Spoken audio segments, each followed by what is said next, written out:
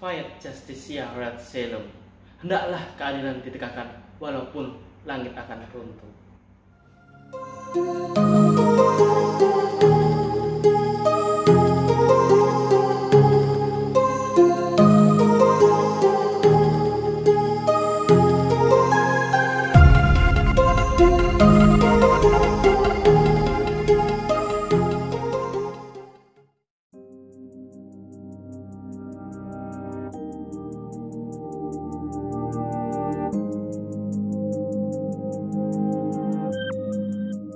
Yo, what's up? Kembali lagi bersama saya, Yo Feral, di channel saya, Great Gentleman. Pada kesempatan kali ini saya akan membahas hal yang tidak biasa kita bahas. Kalau di video sebelumnya saya membahas mengenai sepatu, sneakers, ventela.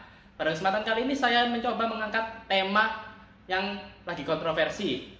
Nah, tema yang saya angkat pada kesempatan kali ini sesuai dengan request kalian minggu lalu, di mana saya membuat story di Instagram antara pilihan 1 dan pilihan 2. Kalau nggak salah, pilihan 1 kalian memilih untuk saya membahas mengenai rancangan undang-undang hukum pidana di Indonesia, sehingga membuat saya mempelajari kitab ini, kitab suci ini tebel. Tapi nggak apa-apa, demi kalian saya akan membuat dan membahasnya satu persatu. Hal ini dimulai pada saat mahasiswa dan mahasiswi di Indonesia melakukan demo besar-besaran, di mana mereka menolak keras disahkannya RUU KUHP pada tahun tersebut. Mengapa demikian? Karena pada dasarnya mereka menilai bahwa rancangan undang-undang tersebut memiliki kecacatan dari segi substansinya. Terdapat beberapa pasal-pasal yang dinilai terlalu mencampuri urusan pribadi atau ranah privat seseorang. Selain itu, terdapat beberapa pasal-pasal yang tidak masuk akal bagi mereka, entah itu merupakan penilaian subjektif atau memang fakta. Maka dari itu konten ini dibuat. Nah, saya akan mulai pada saat kalian demo. Pada saat kalian demo, saya melihat bahwa mahasiswa dan mahasiswi atau kalian, saya akan menggunakan kata kalian aja biar lebih enak ketika membuat video ini. Kalian tuh menulis aspirasi kalian bahwa pemerintah tidak pro dengan rakyat. Mengapa demikian? Karena terdapat beberapa pasal yang memang kalian nilai tidak dapat disahkan tahun ini dan perlu direvisi. Oke, pada saat itu kalian membawa poster yang di dalamnya ada tulisan narasi pasal tersebut. Tapi saya mengamati bahwa narasi yang kalian tulis tidak sesuai dengan pasal aslinya. Ya mungkin ini beberapa dari kalian saja, tidak semuanya. Mungkin juga ada beberapa dari kalian yang menuliskan narasi aslinya. Oke. Sebelum itu saya akan mengingatkan kalian bahwa tujuan dan fungsi hukum ada 3: kepastian, keadilan, dan kemanfaatan.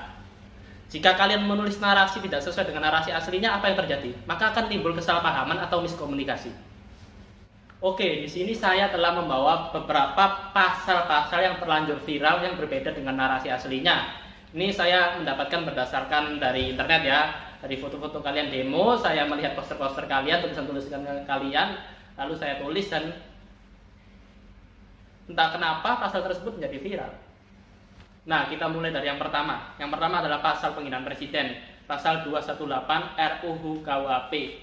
Bunyi yang viral demikian: setiap orang yang di muka umum menyerang kehormatan presiden dipidana 3 tahun. Padahal narasi yang asli berbunyi demikian. Pasal 218 ayat 1 menyatakan setiap orang yang di muka umum menyerang kehormatan atau harkat dan martabat diri presiden atau wakil presiden dipidana dengan pidana penjara paling lama 3 tahun 6 bulan atau pidana denda paling banyak kategori 4. Sebenarnya pasal ini juga diatur di KUHP saat ini. Ya, pasal yang mirip-mirip lah, bukan pasal ini, pasal yang mirip-mirip.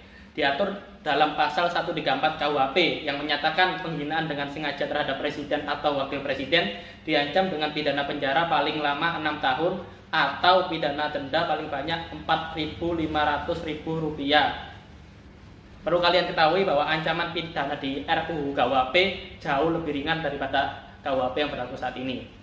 Yang kedua adalah pasal ternak unggas, pasal 278 RUU KUHP. Bunyi yang viral demikian: ayam yang masuk dan makan di kebun orang didenda 10 juta. Padahal narasi yang asli tidak demikian. Narasi yang asli menyatakan setiap orang yang membiarkan unggas yang diternaknya berjalan di kebun atau tanah yang telah ditaburi benih atau tanaman milik orang lain dipidana dengan pidana denda paling banyak kategori 2 dalam kurung 10 juta. Sebenarnya pasal yang mirip dengan RUU KUHP tersebut diatur pula di KUHP saat ini mengenai pelanggaran tanah, tanaman, dan pekarangan, yakni ada di dalam pasal 584 KUHP. Barang siapa tanpa wewenang membiarkan unggas ternaknya berjalan di kebun di tanah yang sudah ditaburi, ditugali, atau ditanami, diancam dengan pidana denda paling banyak Rp250.000. Perlu kalian ketahui bahwa pasal ini bisa dibilang pasal yang sangat penting bagi warga pedesaan, untuk melindungi warga pedesaan yang pada umumnya berada di sektor perkebunan, pertanian, dan sektor-sektor agraria lainnya. Lalu yang ketiga adalah pasal 419 atau pidana perilaku kumpul kebo. Yang viral bunyinya demikian: setiap orang yang melakukan hidup bersama seperti suami istri di luar perkawinan dipenjara 6 bulan. Itu yang viral ya. Tetapi yang asli tidaklah demikian. Yang asli menyatakan setiap orang yang melakukan hidup bersama sebagai suami istri di luar perkawinan dipidana dengan pidana penjara paling lama 6 bulan atau pidana denda paling banyak kategori 2. Sebenarnya pasal ini juga diatur di KUHP saat ini, di mana pasal 287 ayat 1 menyatakan barang siapa bersetubuh dengan wanita di luar perkawinan padahal diketahuinya atau sepatutnya harus diduganya bahwa umumnya belum 15 tahun atau kalau umurnya tidak jelas bahwa belum waktunya untuk kawin, diancam dengan pidana penjara paling lama 9 tahun. Nah, perlu kalian ketahui bahwa ancaman pidana di RUU KUHP jauh lebih rendah dibandingkan KUHP saat ini. Lalu yang keempat adalah pasal 431 RUU KUHP. Nah, ini pasal mengenai hidup bergelandangan dipidana. Ini yang kalian tolak keras, ya kan? Nah, bunyi yang viral demikian: hidup bergelandangan dipidana 1 juta. Sedangkan yang asli menyatakan setiap orang yang bergelandangan di jalan atau di tempat umum yang mengganggu ketertiban umum dipidana dengan pidana denda paling banyak kategori 1. Sebenarnya pasal yang seperti ini juga diatur di KUHP saat ini ya. Di pelanggaran ketertiban umum ada pasal 505 KUHP yang menyatakan barang siapa bergelandangan tanpa pencarian diancam karena melakukan pergelandangan dengan pidana kurungan paling lama 3 bulan. Oke, maaf tadi kalau kalian melihat kancing baju saya lepas ya, saya nggak sadar. Oke, kita lanjut. Lalu saya membawa 4 pasal itu untuk dibahas ya. Lalu sekarang bagian kita mengupas tuntas. Oke, di pasal penghinaan presiden kalian mengatakan bahwa wah, pasal penghinaan presiden dibangkitkan kembali, kita tidak bisa berdemokrasi. Nah, sebenarnya pasal ini tidak sejalan dengan konstitusi negara kita ya, karena tidak relevan dengan masyarakat demokrasi yang seperti kalian bilang tadi. Perlu diketahui bahwa pasal ini merupakan pasal delik aduan dan terdapat pengecualian di ayat 2-nya, yakni jika dilakukan untuk kepentingan umum atau pembelaan diri, seperti contoh ketika kita mengkritiki kebijakan presiden dan wakil presiden, kita tidak serta-merta dapat dipidana. Nah, itu ya. Namun dengan demikian kita tidak dapat serta-merta bebas mencaci maki harkat martabat presiden dan wakil presiden. Perlu kalian ingat. Nah, lalu kita masuk ke pasal bergelandangan di tempat umum dipidana. Nah, ini sebenarnya rawan menghakimi masyarakat ya, karena terdapat multitafsir pada frasa bergelandangan di jalan atau di tempat umum yang mengganggu ketertiban umum. Karena syarat untuk terpenuhi pasal ini adalah terpenuhinya unsur mengganggu ketertiban umum, sehingga siapapun jika berada di jalanan atau di mana akan menyebabkan multitafsir. Seperti itu. Nah, untuk pasal yang bergelandangan dipidana sebenarnya di RUU KUHP telah memberikan alternatif pilihan ya. Tidak hanya denda, tidak hanya pidana denda, tapi dapat dijatuhkan pidana alternatif seperti pengawasan atau kerja sosial. Dan dapat dikenakan tindakan, misalnya kewajiban mengikuti pelatihan kerja. Jadi seperti itu. Nah, sebenarnya dapat dikatakan bahwa alternatif pidana tersebut mengakomodir aspirasi-aspirasi masyarakat. Lalu selanjutnya pasal ternak unggas. Nah, ini sebenarnya pasal dapat dimaknai sebagai kebijakan pemerintah dalam rangka melindungi hak para pemilik lahan, mengingat negara Indonesia masih bergantung pada sektor-sektor agraria. Lalu pasal kumpul kebo. Nah, pasal ini dinilai terlalu mencampuri ranah privat seseorang yang seperti pada awal video saya katakan. Selain itu, dengan adanya pasal ini dikhawatirkan menyebabkan meningkatnya perkawinan anak di bawah umur. Hal ini disebabkan karena orang tua dari anak mereka yang telah melakukan hubungan seksual dapat dipidana, sehingga orang tua mereka akan mengkawinkan anak mereka untuk mencegah anaknya dipidana. Nah, itu ya, perkawinan di bawah umur menjadi problem baru atau masalah baru. Lalu masalah selanjutnya berada di deliknya ya, di mana pasal kumpul kebo RUU KUHP ini merupakan delik biasa, sedangkan di KUHP yang kita kenal saat ini ya ini ada di pasal perzinahan merupakan delik aduan, yang artinya aduan hanya boleh dilakukan oleh suami istri jika korban merupakan atau telah memiliki suami atau istri, dan boleh diadukan oleh orang tua korban apabila korbannya anak di bawah umur, sehingga apabila hubungan didasarkan atas dasar suka sama suka tidak dapat dipidana sebenarnya jika menggunakan asas legalitas yang ada di KUHP saat ini. Nah, berbeda dengan RKUHP di mana pasal kumpul kebo menjadi delik biasa yang seperti saya bilang tadi, yang mengakibatkan dapat campur tangan dari kepala desa. Nah, jadi kepala desa di sini berwenang untuk mengadukan apabila terjadi kumpul kebo. Oke, kita akan masuk di bagian akhir di mana saya akan menjelaskan sejatinya fungsi dari hukum pidana itu ada dua fungsi ya, fungsi preventif atau pencegahan dan fungsi represif atau fungsi di mana telah terjadinya tindak pidana dan perlunya pemulihan dari perbuatan atau tindakan pidana tersebut. Jadi antara pelaku dan korban itu perlu dipulihkan untuk dapat diterima kembali ke masyarakat. Oke, jika dilihat RKUHP ini merupakan pembaharuan dari KUHP ya, di mana memang hukum itu harus berfungsi tidak hanya statis namun juga dinamis atau mengikuti perkembangan zaman, sehingga dapat mencakup maksudnya mencakup kegiatan-kegiatan atau tindakan-tindakan yang belum diatur di KUHP atau di aturan sebelumnya. Maksud saya seperti itu. Oke, kalian dapat kan? Namun perlu kalian ingat ya, ini perlu kalian ingat bahwa sejatinya produk hukum itu tidak ada yang sempurna. Mengapa demikian? Karena sejatinya produk hukum merupakan buatan dari manusia, dan mana ada manusia yang sempurna di sini. Sehingga tidak memungkiri bahwa suatu produk hukum memiliki kecacatan, sehingga perlu direvisi isi-isinya, substansinya. Namun seperti yang awal saya bilang di awal video, saya mengatakan bahwa fungsi dan tujuan hukum ada tiga, yakni keadilan, kepastian, dan kemanfaatan. Tiga-tiganya harus tercapai.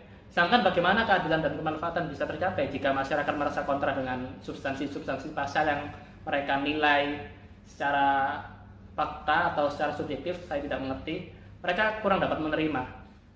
Sehingga mereka mengajukan revisi dan penundaan pengesahan RUU KUHP. Maaf ya, saya kehabisan suara, saya lagi sakit mungkin hari ini. Dengan demikian, sejatinya pemerintah juga harus mempertimbangkan aspirasi yang ada di masyarakat, sehingga kebutuhan masyarakat juga terpenuhi. Ya maaf ya kalau perkataan saya terbata-bata, suara saya sudah habis ini, saya sakit tenggorokan.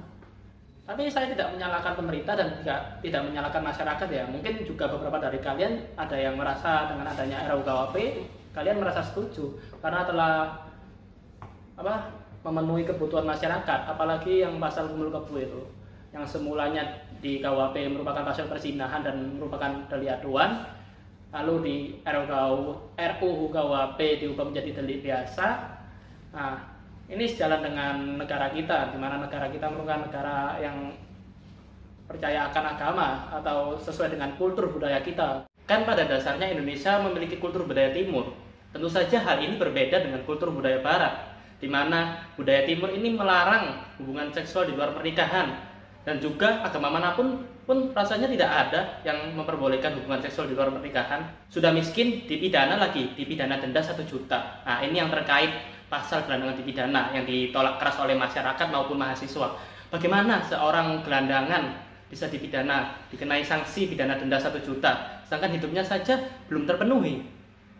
Seharusnya aparat penegak hukum di sini tidak hanya melihat dari unsur-unsur pasal itu dipenuhi atau terpenuhi, tapi juga melihat apakah ada kesalahan dari pelaku, apakah ada kesalahan dari gelandangan itu. Kalau bagi saya tidak ada satu orang pun yang mau hidup seperti itu, hidup gelandangan di tengah jalan, tidak ada satu orang pun yang mau. Ingat bahwa hukum pidana memiliki asas tiada pidana tanpa kesalahan. Namun untung saja pada RUU KUHP terkait pasal gelandangan dipidana sudah ada pidana alternatif ya, yang seperti saya sebutkan di awal. Banyak dari kalian para dosen, mahasiswa maupun akademisi lainnya yang mengatakan bahwa RUU KUHP ini sebenarnya overkriminalisasi, di mana pasal-pasal tersebut terlalu memberikan sanksi pidana semacam itu. Karena sejatinya kalian perlu mengetahui bahwa ketika kita memidanakan seseorang atau kita memidanakan pelaku kejahatan, itu itu sama saja kita mengambil hidup dari seseorang tersebut. Dan sebenarnya masih banyak cara lain yang bisa kita lakukan sebelum memidana orang tersebut. Nah, sejauh ini saya mempertanyakan apakah dengan pemidanaan denda atau dengan pemidanaan penjara itu efektif membuat pelaku jerah? Belum tentu. Kita melihat bahwa contoh ketika ada kasus pemerkosaan, pelaku sudah dijatuhi hukuman pidana 12 tahun penjara. Apakah pelaku itu jerah? Belum tentu. Dan jika kita lihat dengan pendekatan restoratif justice, di mana pendekatan ini menitik beratkan pada keseimbangan dan keadilan antara pelaku dan korban, apakah bisa? Belum tentu. Dengan dipidananya pelaku pemerkosa tersebut selama 12 tahun, belum tentu korban secara psikis dan imaterial telah kembali. Paham sampai sini? Lebih gampangnya begini, dengan di penjaranya pelaku pemerkosaan tersebut, apakah menjamin secara psikologis bahwa korban telah dipulihkan ke keadaan semula sebelum dia diperkosa? Belum tentu. Betul tidak? Sehingga saya mempertanyakan keefektivitasan pemidanaan di RUU KUHP ini ya. Apakah dengan dipenjaranya seseorang, apakah dengan didendanya seseorang akan menyelesaikan masalah? Karena sejatinya ada pepatah bahwa lebih baik mencegah daripada mengobati.